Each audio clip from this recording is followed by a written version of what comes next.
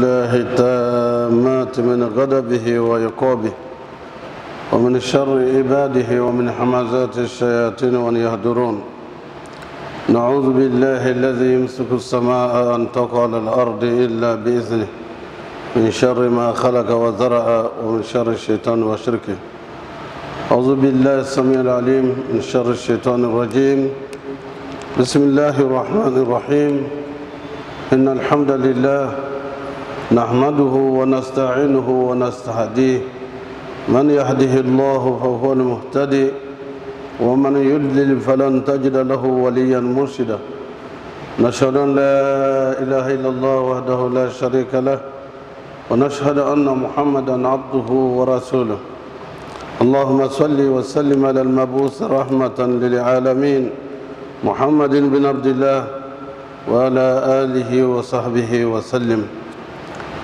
Chers frères et sœurs, Allah subhanahu wa ta'ala nous demande dans le Coran, Bismillahir Rahmanir Rahim, wa dhakkir fa inna dhikra tanfa'ul mu'minin. Rappelez que le rappel est utile aux croyants sincères. Chers frères et sœurs, nous avons un sujet important de nos jours. Si la vérité construit, le mensonge détruit.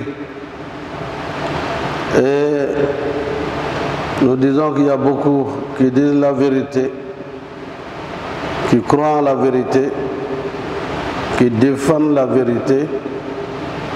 Et il y a aussi beaucoup de gens qui s'éloignent du mensonge et qui s'éloignent des lieux où prospère le mensonge.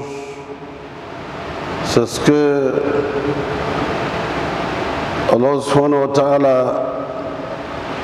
a dit lorsque le prophète sallallahu alayhi wa sallam est entré à la Mecque, à ce verset Bismillahir Rahmanir Rahim, wa ja'a al-haqq wa zahqa al-batil inna al-batila kana zahuqa. La vérité est venue, le mensonge est destiné à partir.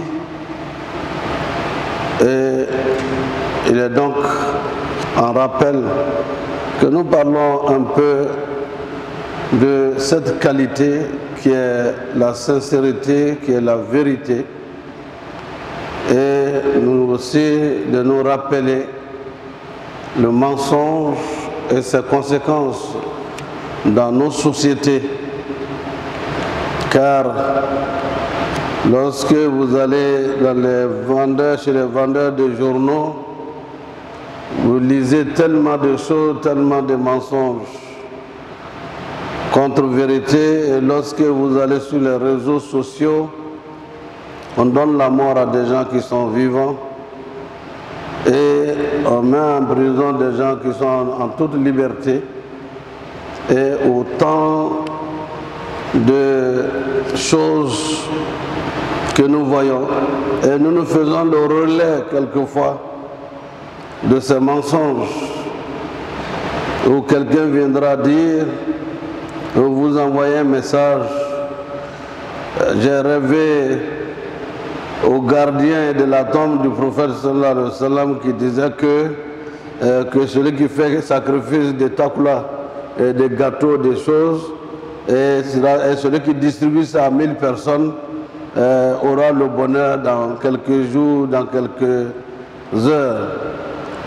Tout ça, la prolifération du mensonge amène le voile sur la vérité. Or, l'islam est vérité éternelle, car il émane d'Allah, l'omniscient, l'omnipotent, sans égal.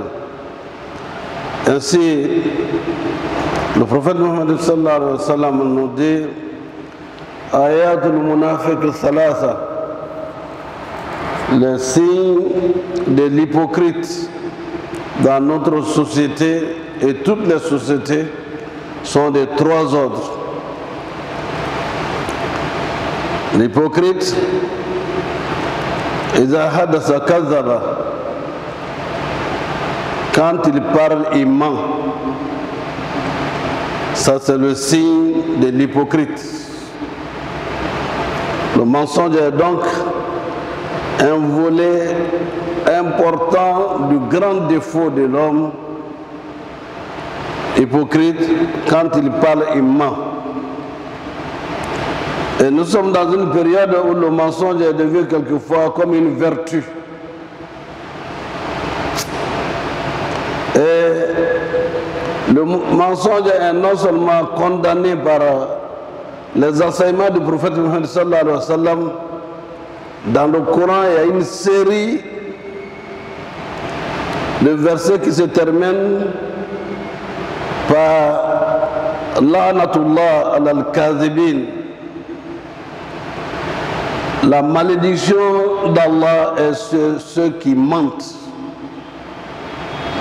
L'hypocrite, c'est celui qui fait semblant d'être avec telle partie alors qu'en réalité, il travaille pour un autre. C'est aussi un espion. L'hypocrite, c'est celui qui va prendre de l'argent là-bas pour aller dire chez l'autre qu'il est avec lui et que c'est avec lui qu'il a la sincérité de son dévouement.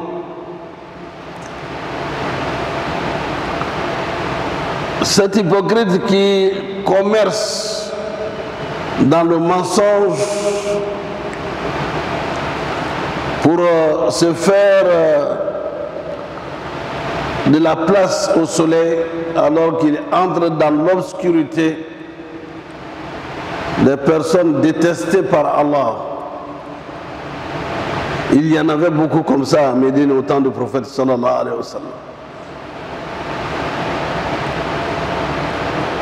Au moment où la bataille de Badr devait se tenir, le prophète sallallahu alayhi wa sallam ayant partagé l'information et mobilisé les moyens humains disponibles, il y avait plus de 10 000 personnes inscrites, se disant prêtes à sortir pour aller défendre la sécurité des gens de Médine. Du soir au matin, les hypocrites ont fait de porte en porte. On dit, ah, c'est vrai, on a accueilli des étrangers venus de la Mecque. Mais ils viennent encore nous engager dans une guerre dont on ne connaît pas l'issue. Ça, on les aime bien. L'envoyé qui est à la tête, nous on l'aime bien. Mais c'est vous qui allez mourir. C'est vous qui allez perdre. Nos moyens, on va perdre. Du jour au lendemain, au moment où le prophète sortait, sallallahu alayhi wa sallam, à l'attente de plus de 1000 personnes, il n'y avait que 313 personnes qui ont suivi réellement le prophète, sallallahu alayhi wa sallam, véridique, sincère, convaincu que la cause vaut la peine d'être défendue. Sur une dizaine de milliers de personnes, il n'est resté que 13 personnes. Chers frères et sœurs, nous évoquons cela aujourd'hui pour que le mensonge ne devienne pas une deuxième nature ou une seconde nature des uns et des autres. Car Dieu n'aime pas les hypocrites. Quand ils parlent, ils mentent. Le deuxième signe de l'hypocrite, Iza wa'ada akhlafa. Quand on lui fait confiance, quand vous lui faites confiance, il ne finira toujours par trahir, parce qu'il a menti. Et ce mensonge, c'est quand on lui fait confiance. Quand il parle, il ment. Et quand il promet, il n'honore pas ses promesses. Quand on lui fait confiance, il trahit. Et le troisième défaut, quand on lui fait quoi,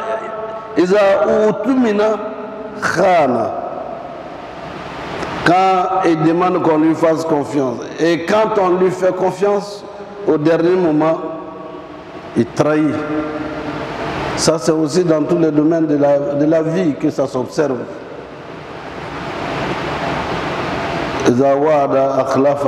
Quand il promet, je vais te donner 10 000 francs, je vais te donner 1 million, viens chercher, je vois que tes affaires ne marchent pas, je vais te financer pour que tu puisses te relever. 1 mois, 2 mois, 3 mois, il passe par autre chose pour dire autre chose. Chers frères et sœurs, le prophète nous énumère ces défauts pour que nous soyons des musulmans sincères, véridiques. Le prophète nous dira, sallallahu alayhi wa sallam, la clé de tous les grands défauts qui amènent à l'enfer, c'est le mensonge. Tu ne peux pas. Le voleur ne peut pas voler sans mentir. Celui qui commet l'adultère et la fornication ne peut pas prospérer dans son art odieux sans mentir à la fille des gens ou bien à la femme des gens. Je vais te faire ça, je suis ingénieur, agrégé même en histoire, je suis, alors qu'il n'est rien. Et cela ne va se découvrir que longtemps après. Mensonge. Nous avons vu des choses assez graves. Un jour, un vieil homme vit un jeune homme sorti et il court, il crie, il dit voleur, voleur, voleur. Ce jeune homme-là n'était pas un voleur, c'était un agent de sécurité, d'hygiène pour balayer, nettoyer. Il crie au voleur. Et on le prend, on va mettre le jeune homme en prison et on le compare devant la justice.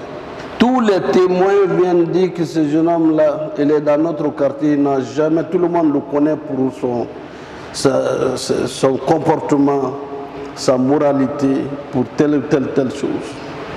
Le vieux de 80 ans, qui en était l'auteur et qui a été aussi pour venir comparaître, il explique qu'il n'a pas l'habitude de le voir, il sortait de chez les gens et donc il faisait des choses.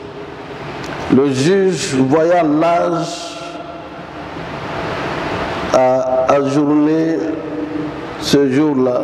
On dit on retourne pour convoquer encore, pour les convoquer pour juger.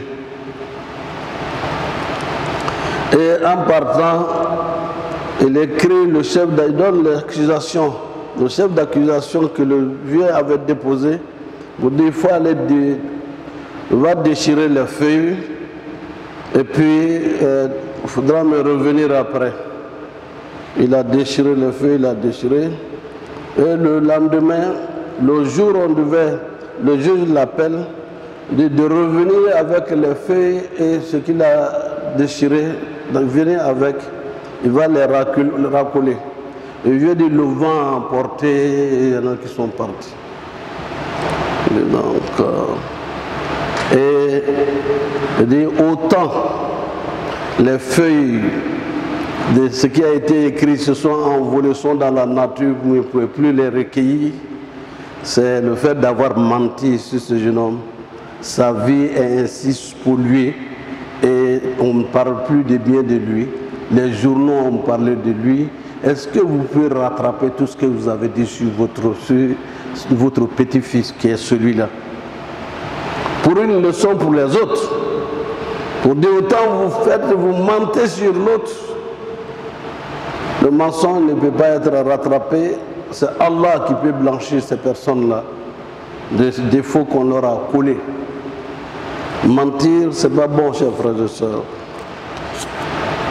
Le prophète nous a dit, sallallahu alayhi wa sallam, le menteur n'a jamais cessé de mentir jusqu'à ce que les anges s'éloignent de lui de 70 000 kilomètres à cause de la mauvaise odeur qui se dégage de sa bouche au moment de mentir. Le verset coranique le dit très bien.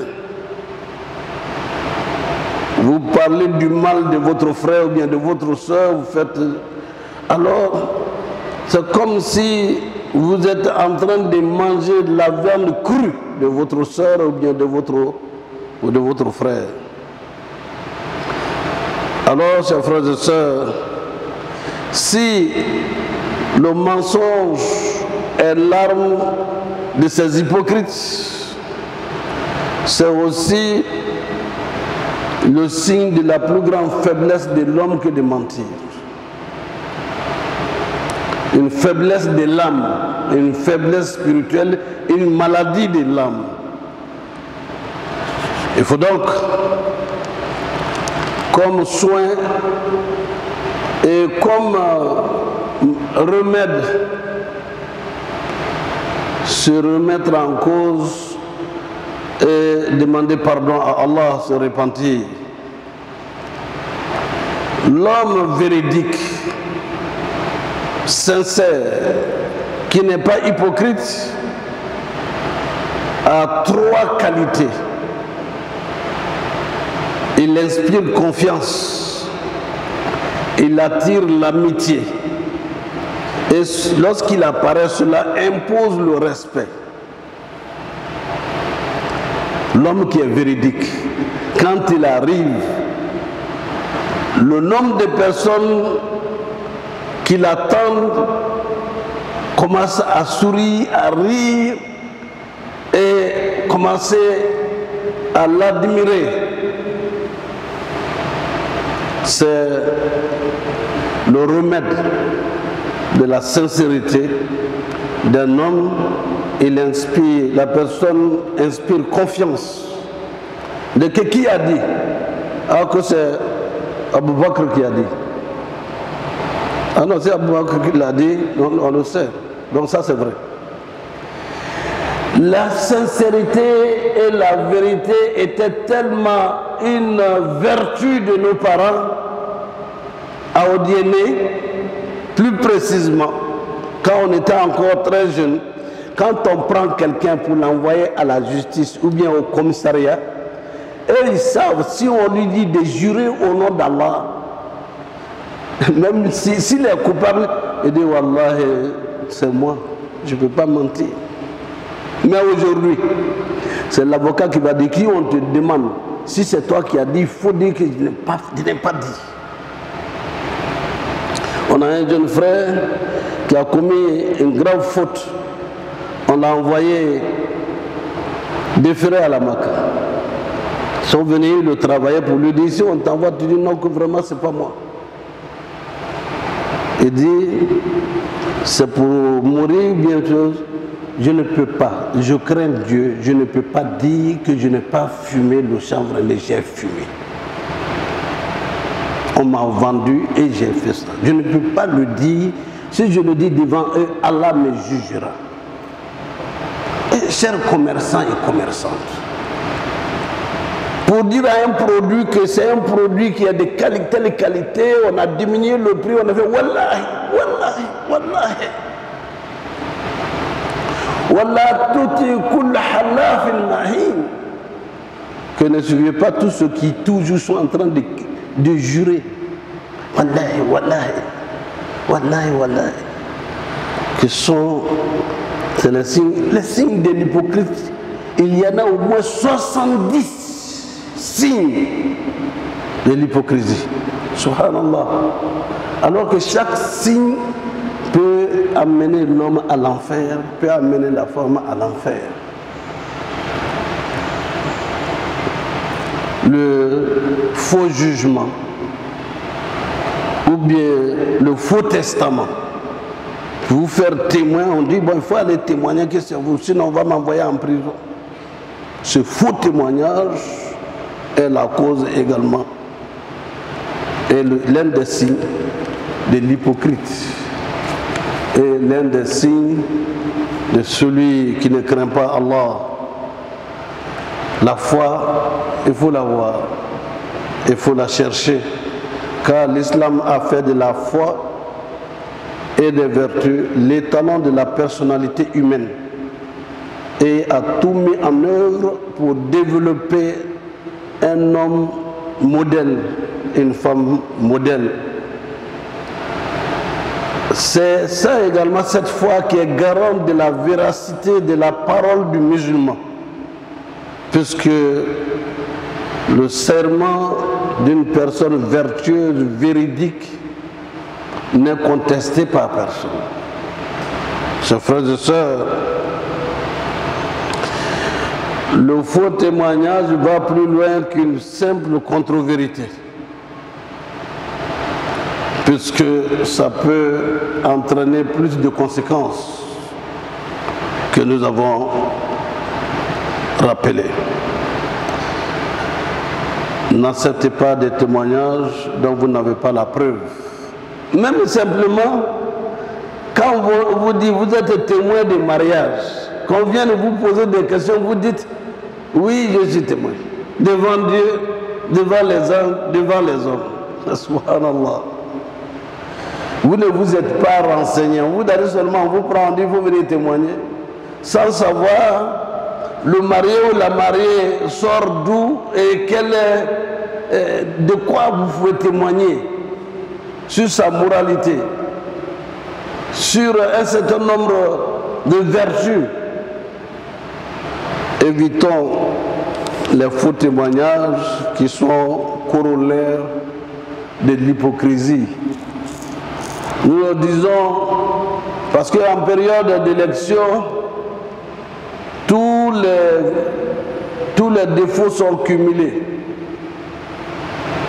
Ça ne veut pas dire qu'il ne faut pas faire la politique, qu'il ne faut pas voter et qu'il faut même aller jusqu'à se battre pour blesser des gens, des choses. Non, ce n'est pas cela. Aussi la politique. Faisons-la sans mentir, sans tricher. Faisons-la avec engagement et avec en vue une vertu qu'on est en train de défendre. Car on vote, quand on vote, c'est soi-même qu'on vote. J'aime j'ai telle vertu, je vois que c'est cette personne qui incarne cette qualité. Quand nous votons, donc on se vote soi-même, avec une aspiration et un objectif qu'on vise. Le vote ne sont donc pas la bagarre, ce n'est pas la guerre. Le respect de la vie humaine. La vie est précieuse, personne n'a le droit de l'enlever et personne n'a le droit d'attenter à la vie de son frère ou bien de sa sœur. Donc, chers frères et sœurs, soyons donc des gens véridiques et évitons d'être de ceux qui sont hypocrites, menteurs et qui sont ainsi bannis par le Seigneur du monde. Je reviens sur les trois éléments du hadith. Ayatul Munafiq Salasa. Les signes de l'hypocrite, nous citons seulement 3, il y en a 70. C'est tout un livre.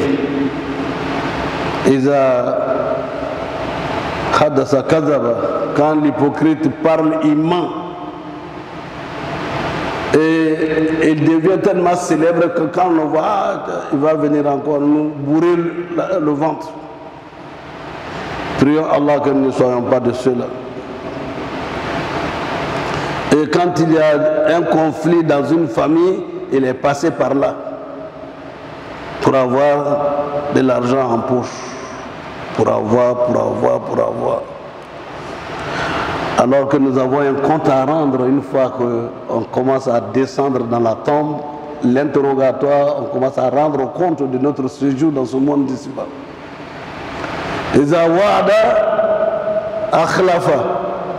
L'hypocrite, quand il donne un engagement, quand il promet, et n'honore jamais sa promesse. Faisons en sorte que nous ne soyons pas de cette catégorie de personnes. Face à Allah, que nous ne soyons pas de ceux-là qui engagent, qui promettent et qui n'honorent pas leurs promesses. Quand on lui fait confiance et n'honore pas ses engagements, et il trahit, finit par trahir. La politique ne doit pas être un lieu où on trahit. La trahison n'est pas une qualité dans aucune société. Et c'est ce qui devient comme une vertu. C'est beaucoup de gens qu'Allah nous en épargne, qui nous guident dans le droit chemin, qui nous guident dans le chemin de ceux qui la commettent de ses bienfaits. أقول قولي هذا واستغفر الله لي ولكم ولسائر المسلمين من كل ذنب فاستغفروه إنه هو الغفور الرحيم.